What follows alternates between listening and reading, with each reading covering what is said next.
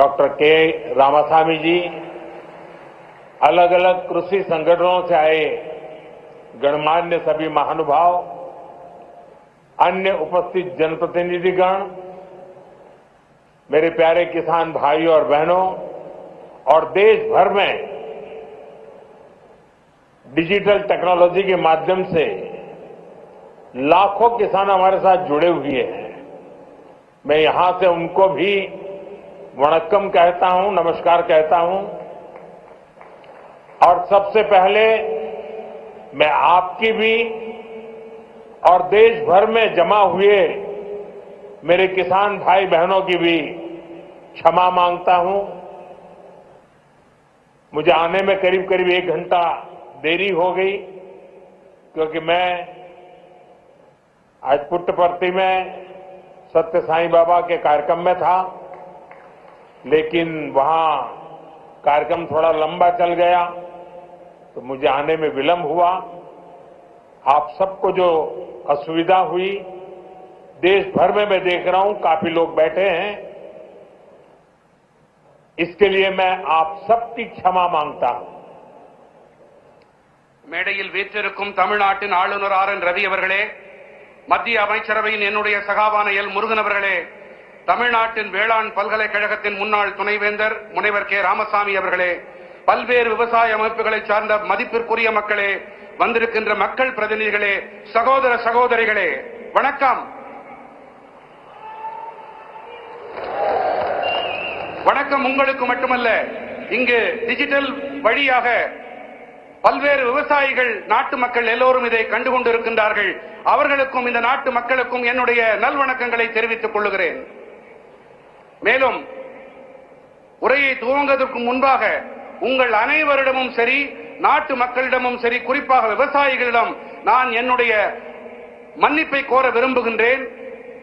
தவிர்க்க இயலாத ஒரு நிலையாக புட்டபர்த்தியிலே எனக்கு சற்று கால தாமதம் ஆகியபடியால் இங்கே உங்களை தாமசிக்க வேண்டி வந்திருக்கிறது. அதற்காகவும் உங்கள் மன்னிப்பினை நான் கோருகின்றேன்.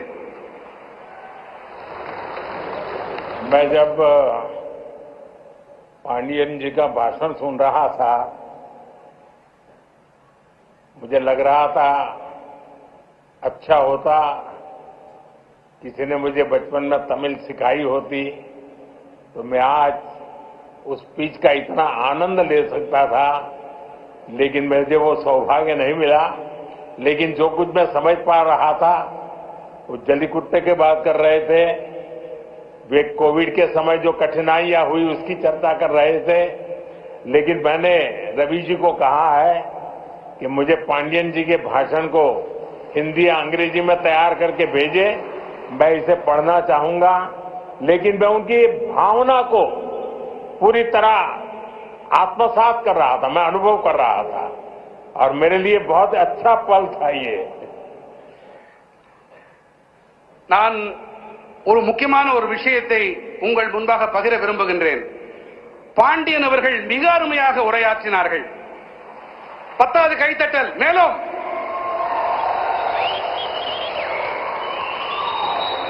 அவருடைய உரையை தமிழிலே இருந்ததால் என்னால் முழுமையாக புரிந்து கொள்ள முடியவில்லை. சிறுவயதில் நான் தமிழையும் கற்றிருக்கலாமே என்று அடிக்கடி நினைப்பதுண்டு. இன்று பாண்டியன் அவர்களுடைய உணர்வுமயமான இந்த உரை, அந்த முழுமையாக அதை புரிந்து கொள்ள முடியவில்லை என்றாலும் அந்த உணர்வு என்னை தொட்டது.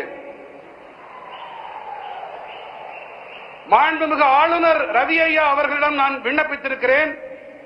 பாண்டியன் அவர்கள் ஐயாவுடைய உரையை அதனை ஹிந்தி மொழியிலே அல்லது ஆங்கிலத்திலே மொழியாக்கம் செய்து எனக்கு தெரிவித்துக் கொடுக்குமாறு அவரிடம் விண்ணப்பித்திருக்கிறேன். जब मैं यहां मंच पे आया तो मैं देख रहा था काफी किसान भाई बहन वो अपना गमछा घुमा रहे थे, तो मुझे लग रहा था कि बिहार की हवा मेरे आने से पहले पहुंच गई है। நான் இங்கே மேடையிலே வந்தபோது பல விவசாய வேளாண் குடிமக்கள் தங்களுடைய மேல் துண்டை அவர்கள் சுழற்றிக் கொண்டிருந்தார்கள். பீகாருடைய காற்று இங்கேயும் வீசுகிறதோ என்று என் மனம் அவாவியது.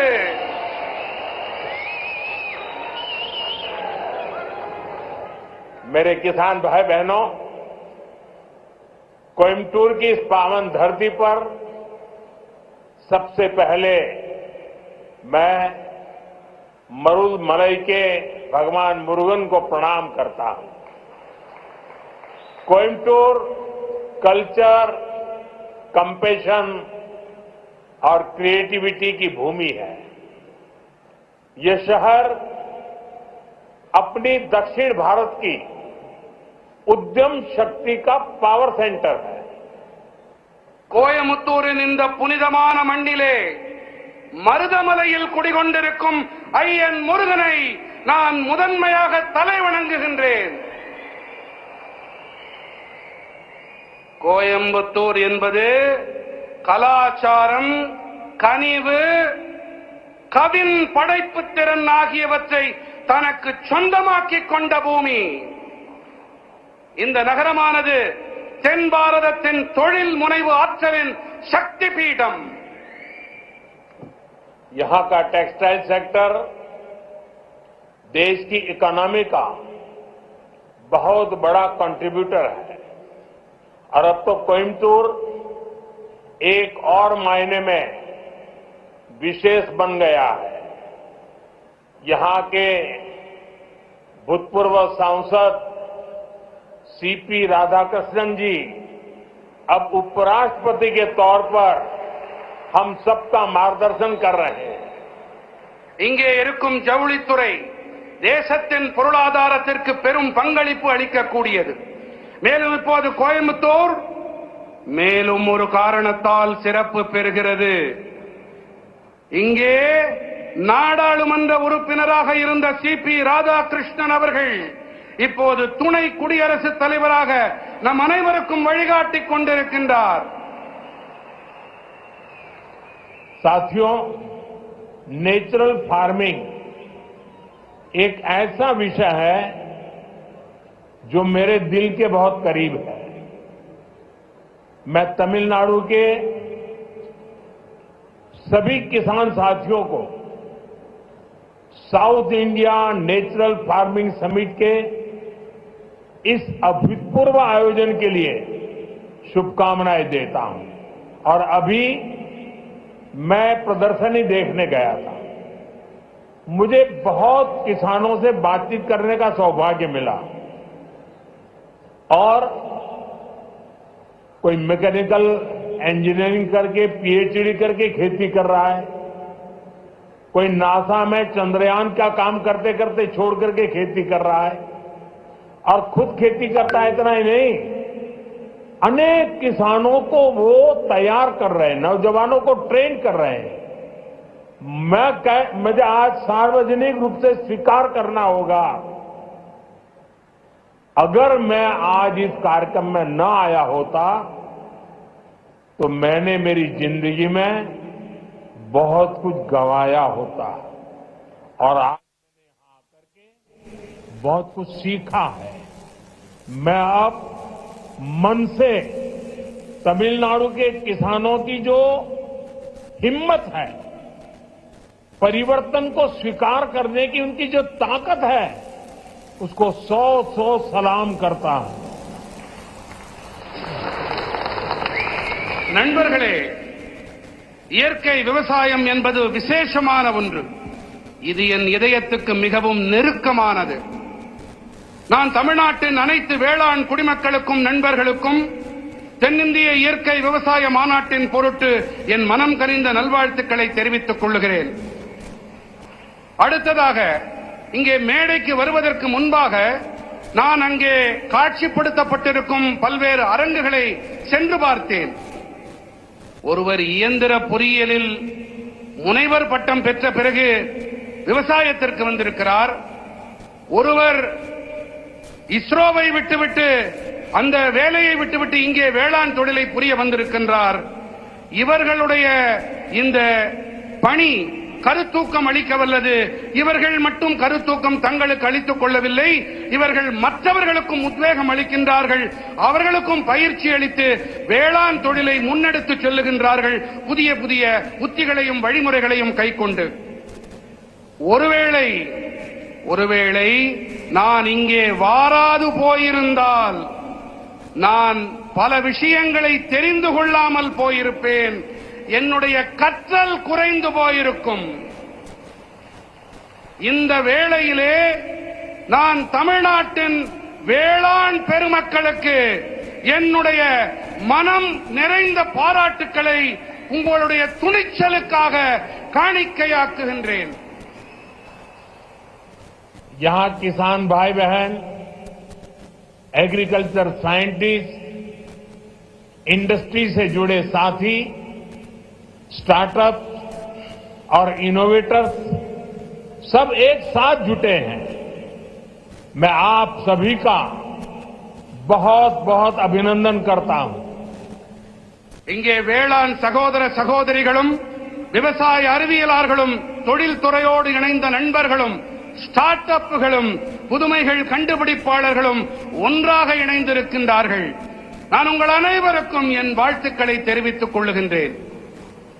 साथियों, आने वाले वर्षों में मैं भारत की खेती में कई बड़े बदलाव होते देख रहा हूं. भारत नेचुरल फार्मिंग का ग्लोबल हब बनने के रास्ते पर है. हमारी बायोडायवर्सिटी एक नया आकार ले रही है. देश के युवा भी अब एग्रीकल्चर को एक मॉडर्न स्केलेबल अपॉर्चुनिटी के रूप में देख रहे हैं. इससे देश की रूरल इकोनॉमी को बहुत बड़ी ताकत मिलने जा रही है. நண்பர்களே, வரவிருக்கின்ற ஆண்டுகளிலே பாரதத்தின் வேளாண் துறையில் பல பெரிய மாறுதல்கள் ஏற்படவிருப்பதை நான் காண்கின்றேன். பாரதம் இயற்கை விவசாயத்தின் உலகளாவிய மையப்புள்ளியாக ஆகும் பாதையிலே பயணிக்க தொடங்கி இருக்கின்றது. நம்முடைய உயிரி பன்முகத்தன்மை ஒரு புதிய வடிவத்தை எடுத்து வருகின்றது. தேசத்தின் இளைஞர்களும் கூட இப்போது விவசாயத்தை நவீனமானதாகவும் அளவிடக்கூடிய சந்தர்ப்பமாகவும் காணத் தொடங்கி இருக்கின்றார்கள். முக்கியமாக இதனால் ஊரக பகுதி பொருளாதாரம் மேம்படும் என்பதை அறுதியிட்டு என்னால் சொல்ல முடியும். मेरे किसान भाई बहनों, बीते 11 वर्षों में देश के पूरे कृषि सेक्टर में बहुत बड़ा परिवर्तन हुआ है. हमारा एग्रीकल्चरल एक्सपोर्ट करीब करीब 2 गुना हुआ है. खेती को आधुनिक बनाने के लिए सरकार ने किसानों को मदद देने का हर रास्ता खोला है. நண்பர்களே, கடந்த 11 ஆண்டுகளிலே தேசத்தின் ஒட்டுமொத்த வேளாண் துறையிலும் ஒரு மிகப்பெரிய மாற்றம் ஏற்பட்டிருக்கின்றது. நம்முடைய வேளாண் ஏற்றுமதி கிட்டத்தட்ட இரட்டிப்பாகி இருக்கிறது. விவசாயத்தை நவீனப்படுத்த அரசாங்கம் விவசாயிகளுக்கு உதவி புரிய தேவையான அனைத்து வழிகளையும் திறந்து விட்டிருக்கின்றது. किसान क्रेडिट कार्ड अकेले केसीसी से ही इस साल किसानों को 10 लाख करोड़ रुपए से ज्यादा की मदद दी गई है. ये 10 लाख करोड़ आंकड़ा बहुत बड़ा है. 7 साल पहले पशुपालकों और मछली पालकों को केसीसी की सुविधा मिलने के बाद वो भी इसका जमकर लाभ उठा रहे हैं. बायो फर्टिलाइजर पर जीएसटी कम होने से भी किसानों को बहुत फायदा हुआ है. விவசாயிகள் கடன் அட்டை மூலமாக மட்டுமே இந்த ஆண்டு விவசாயிகளுக்கு 10,000 கோடி ரூபாய்க்கும் அதிகமான உதவிகள் அளிக்கப்பட்டிருக்கின்றன. 7 ஆண்டுகளுக்கு முன்பாக கால்நடை பராமரிப்பாளர்களுக்கும் மீன் வளர்ப்பாளர்களுக்கும் இந்த விவசாய கடன் அட்டை வசதி கிடைத்த பிறகு அவர்களும் கூட இதனால் நிறைவான பலன்களை பெற்று வருகின்றார்கள். உயிரி உரங்கள் மீதான ஜிஎஸ்டி வரியை குறைக்கப்பட்டதாலும் விவசாயிகளுக்கு அதிக ஆதாயங்கள் கிடைத்திருக்கின்றன. साथियों, अभी कुछ ही देर पहले इसी मंच से हमने देश के किसानों को पीएम किसान सम्मान निधि की अगली किस्त जारी की है. देश के कोने कोने में किसानों को 18,000 करोड़ रुपए ट्रांसफर हुए हैं. यहां तमिलनाडु के भी लाखों किसानों के खाते में पीएम किसान सम्मान निधि के पैसे पहुंचे हैं. நண்பர்களே, இப்போது சற்று நேரம் முன்பாக இந்த மேடையிலிருந்து தேசத்தின் விவசாயிகளுக்கு பிரதம மந்திரி விவசாயிகள் கௌரவ கொடையின் அடுத்த தவணை கொண்டு சேர்க்கப்பட்டது. தேசத்தின் அனைத்து மூலைகளில் இருக்கும் விவசாயிகளுக்கும் 18,000 கோடி ரூபாய் பரிமாற்றம் செய்யப்பட்டிருக்கின்றது. இங்கே தமிழ்நாட்டிலும் கூட பல லட்சம் விவசாயிகளின் வங்கிக் கணக்குகளிலும் பிரதம மந்திரி விவசாயிகள் கௌரவ கொடை அளிக்கப்பட்டிருக்கிறது. साथियों, अब तक इस योजना के तहत देश के छोटे किसानों को 4 लाख करोड़ रुपए की राशि सीधे उनके बैंक खाते में भेजी जा चुकी है. ये राशि किसानों के खेती से जुड़े अनेक कामों को पूरा करने का माध्यम बनी है. मैं इस योजना के लाभार्थी करोड़ों किसान भाई बहनों को बहुत बहुत शुभकामनाएं देता हूं. நண்பர்களே, இதுவரை இந்த திட்டத்திற்கு உட்பட்டு தேசத்தின் சிறு விவசாயிகளுக்கு 4 லட்சம் கோடி ரூபாய் தொகை நேரடியாக அவர்களுடைய வங்கிக் கணக்குகளிலே செலுத்தப்பட்டாகிவிட்டது. இந்த தொகை விவசாயத்தோடு தொடர்புடைய பல்வேறு பணிகளை நிறைவேற்றிக் கொள்ளும் சாதனமாக விவசாயிகளுக்கு பயனளிக்கிறது. இந்த திட்டத்தால் பயனடைந்த கோடிக்கணக்கான விவசாயிகளுக்கு நான் என் நல்வாழ்த்துக்களை தெரிவித்துக் கொள்ளுகின்றேன். वहां पीछे 2 बालिकाएं प्ले कार्ड लेकर कब से खड़ी है, हाथ उनके थक जाएंगे. मैं सिक्योरिटी के लोगों से कहूंगा कि वो लेकर के, शायद मेरे लिए लेके आई है, वो लेकर के मुझे दे दीजिए और आपका जो कुछ भी मैसेज होगा मैं उसको बड़ी गंभीरता से लूंगा. அங்கே கூட்டத்திலே ஒரு சிறுவன் கையிலே ஒரு பதாகையை ஏந்தி கொண்டிருக்கின்றான். அந்த குழந்தையிடமிருந்து பாதுகாப்பு அமைப்பைச் சேர்ந்தவர்கள் அவர்கள் அந்த பதாகையை வாங்கிக் கொண்டு வாருங்கள். கண்ணா, அதுல என்ன எழுதியிருக்கோ அதை நான் சீரியஸா எடுத்துக்கிறேன், அதை கருத்துல கொள்றேன் அப்படிங்கறத நான் தெரிவிச்சுக்கிறேன். उसको जरा कलेक्ट करके मेरे पास पहुंचा दीजिए.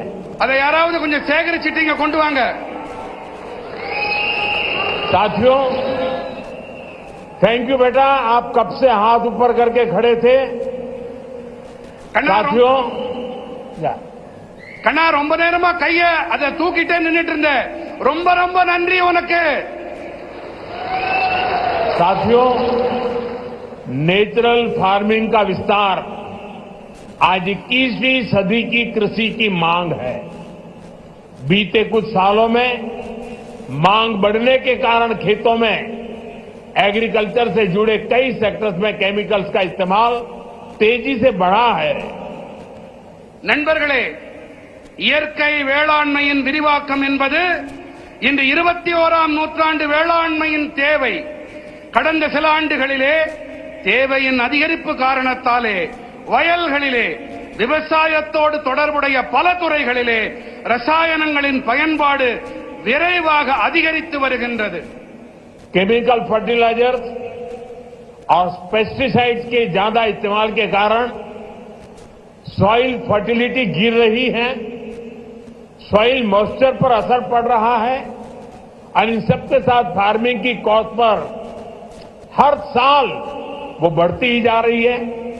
इसका सॉल्यूशन क्रॉप डाइवर्सिफिकेशन और नेचुरल फार्मिंग से ही संभव है. ரசாயன உரங்கள், பூச்சிக்கொல்லிகள் ஆகியவை அதிக அளவிலான பயன்படுத்தல் காரணமாக நிலத்தின் வளம் வீழ்ச்சியடைகிறது, மண்ணின் ஈரத்தன்மைக்கு பாதிப்பு ஏற்படுகிறது. மேலும் இவை அனைத்தோடு விவசாயத்தின் செலவினமும் ஒவ்வொரு ஆண்டும் அதிகரித்துக் கொண்டே இருக்கின்றது. இதற்கான தீர்வு என்னவென்று சொன்னால், பயிர்களின் பன்முகத்தன்மை மற்றும் இயற்கை வேளாண்மை மட்டுமே.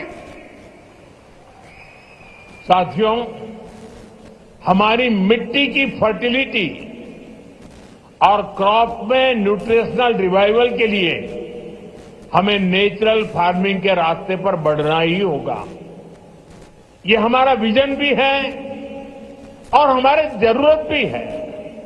तभी जाकर हम अपनी आने वाली पीढ़ियों के लिए अपनी बायोडायवर्सिटी को संरक्षित रख पाएंगे। நண்பர்களே, நம்முடைய மண்ணின் வளத்தை பொருட்டும் பயிர்களின் ஊட்டச்சத்தின் மீள் உயிர்ப்பின் பொருட்டும் நாம் இயற்கை வேளாண்மை பாதையிலே முன்னேறியே ஆக வேண்டும். இதுவே நம்முடைய தொலைநோக்கு, இது நம்முடைய அத்தியாவசிய தேவையும் கூட. அப்போதுதான் நாம் நமது வரவிருக்கும் தலைமுறையினருக்கு நமது உயிரி பன்முகத்தன்மையை பாதுகாத்து அளிக்க முடியும். नेचुरल खेती हमें क्लाइमेट चेंज, मौसम में हो रहे बदलाव का सामना करने में मदद करती है। ये हमारी मिट्टी की सेहत को स्वस्थ रख सकती है और इससे लोगों को नुकसान करने वाले केमिकल से भी बचाया जा सकता है। आज का ये आयोजन इसी दिशा में एक बहुत बड़ी भूमिका निभाने जा रहा है। இயற்கை வேளாண்மையானது சூழல் மாற்றம், பருவநிலையில் ஏற்பட்டு வரும் மாற்றத்தை எதிர்கொள்ள நமக்கு பேருதவியாக இருக்கின்றது. இது நமது மண்ணின் நலத்தையும் ஆரோக்கியமாக வைத்திருக்க உதவுகின்றது. மேலும் இதனால் மக்களுக்கு தீங்கு விளைவிக்கும் வேதிப் பொருட்களிலிருந்து தற்காத்துக் கொள்ள முடிகின்றது. இன்றைய இந்த மாநாடு இந்த திசையிலே மிகப்பெரிய பங்களிப்பை அளிக்க இருக்கின்றது. साथियों, हमारी सरकार भारत के किसानों को नेचुरल फार्मिंग के लिए भी बहुत प्रोत्साहन दे रही है। एक वर्ष पहले केंद्र सरकार ने national mission on natural farming की शुरुआत की थी। इससे लाखों किसान जुड़ चुके हैं। நண்பர்களே, நமது அரசாங்கம் பாரதத்தின் விவசாய பெருமக்கள் இயற்கை வேளாண்மையை மேற்கொள்ள நிறைய ஊக்கமளித்து வருகின்றது. ஓராண்டுக்கு முன்பாக மத்திய அரசு இயற்கை விவசாய தேசிய நோக்கினை தொடங்கி வைத்தது. இதன் காரணமாக லட்சோப லட்சம் விவசாயிகளால் ஒன்றிணைய முடிந்தது. इसका पॉजिटिव इम्पैक्ट खास तौर पर पूरे दक्षिण भारत पर में दिख रहा है। यहां आज तमिलनाडु में ही करीब 35,000 हेक्टेयर लैंड पर ऑर्गेनिक और नेचुरल फार्मिंग हो रही है। இது ஏற்படுத்திய ஆக்கப்பூர்வமான தாக்கத்தை குறிப்பாக மொத்த தென் பாரதத்திலும் நன்கு காண முடிகிறது. இங்கே தமிழ்நாட்டிலும் கூட சுமார் 35,000 ஹெக்டேர் அளவு நிலத்தில் இயற்கை வேளாண்மை மேற்கொள்ளப்பட்டு வருகின்றது. को 10 लाख करोड़ की मदद की गई। प्रधानमंत्री नरेंद्र मोदी ने अपने संबोधन के दौरान कहा। वहीं अब तक इस योजना के तहत छोटे किसानों को 4 लाख